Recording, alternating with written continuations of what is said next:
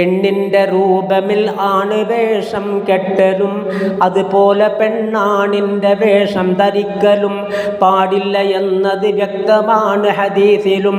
196 ഭാഗം 3-ലും അതിരിട്ട കല്ലിന് പിഴുത് മാറ്റൽ കുറ്റമാ, നബി തന്നെ അവനെ ശപിച്ചതിന്നും വ്യക്തമാ. ജാമിഉ സഗീർ നീ നോക്ക് 3-ൽ വന്നതാ, 199-ൽ പറയുന്നതാ.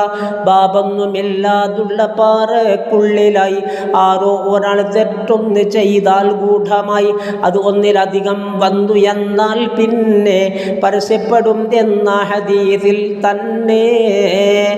പണം വാരി മടിയിൽ ഇട്ട് ധർമ്മം ചെയ്തൊരാൾ റബ്ബിൻ്റെ ദാക്കിറുമായിരുന്നു മറ്റൊരാൾ.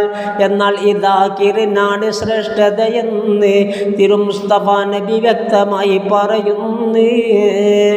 മുഹ്താജ് ആലിമ് പോലെയായാൽ നൽകല് അത് ദിക്റിനേക്കാൾ എപ്പോഴും തന്നഫ്ളല്. അൽബാബു തുല്ലാബ് എന്നതിൽ ഇത് വ്യക്തമാ. 213 ഭാഗം 3. സ്വർഗത്തിൻ്റെ അഹ്ലിന് റബ്ബ് നൽകുന്നെങ്കിലേ വ്യവസായത്തിന് അനുവാദവും സ്വർഗത്തിലെ ചെയ്യുന്നതാണവർ അത്തറും വസ്ത്രത്തിലും എന്നുള്ളതും നീ നോക്ക് തിരുവചനത്തിലും. അബൂ ഹുറൈറയിൽ നിന്ന് റിപ്പോർട്ടുള്ളതാ, ജാമിഉ സഗീർ നീ നോക്കിയാൽ കാണുന്നതാ.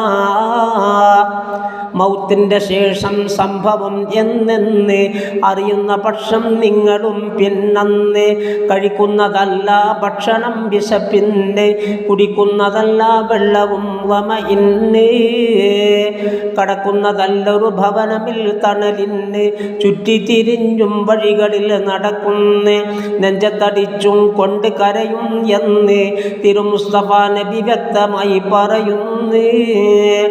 അബൂ ഹുറൈറയിൽ നിന്ന് റിപ്പോർട്ടുള്ളതാ, ജാമിഉ സഗീർ നീ നോക്കിയാൽ കാണുന്നതാ.